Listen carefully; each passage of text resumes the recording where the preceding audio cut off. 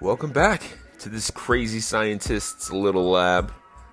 I just want to start off by saying you are my favorite kind of person. To be invested not just in the end product, but the process of making an art piece really takes an appreciative, creative soul. And thank you for sharing your patience with me and, just enjoying these videos as much as I enjoy making them for y'all. So, I wish I could have started off with a more interesting part of the drawing, but gotta lay down the foundation.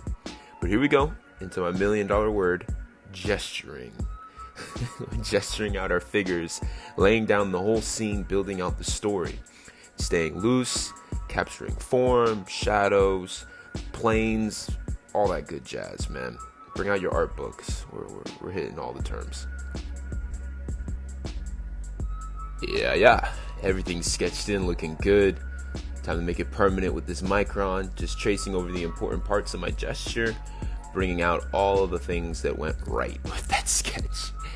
And that's why it's so important to stay loose and to make sure that you have a good read on the form and the figure, because once it's in pen, it ain't coming out.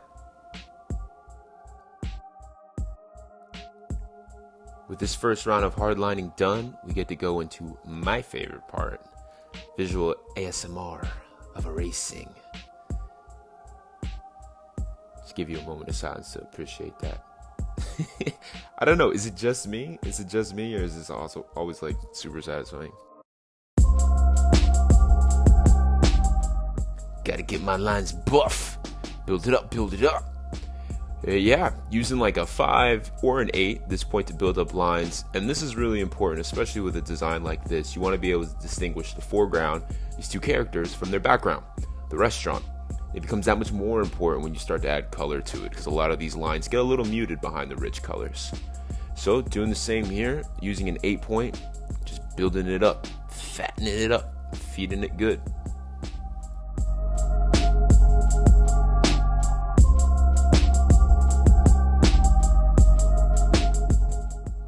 Yes, sir. Got a fresh outline finished. We can go ahead and put it into the computer, open it up on Photoshop, and start coloring.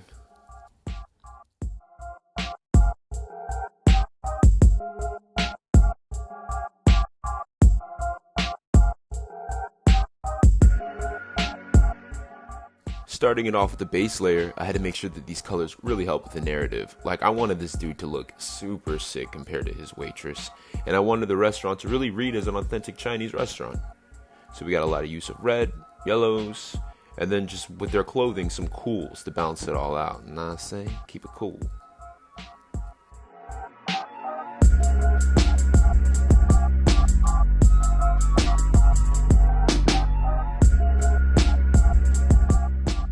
From the base color, we're going to draw out our shadows, fill them, draw out some highlights, fill those, and then just keep on building up. And then, this guy looks so sick. Can we get him in a hospital already? Like, can't even focus on what I'm trying to talk about. But yeah, building out shadows, then adding highlights, and taking that same technique and applying it to the clothes and some other objects to really make the design pop. Looking good so far, though.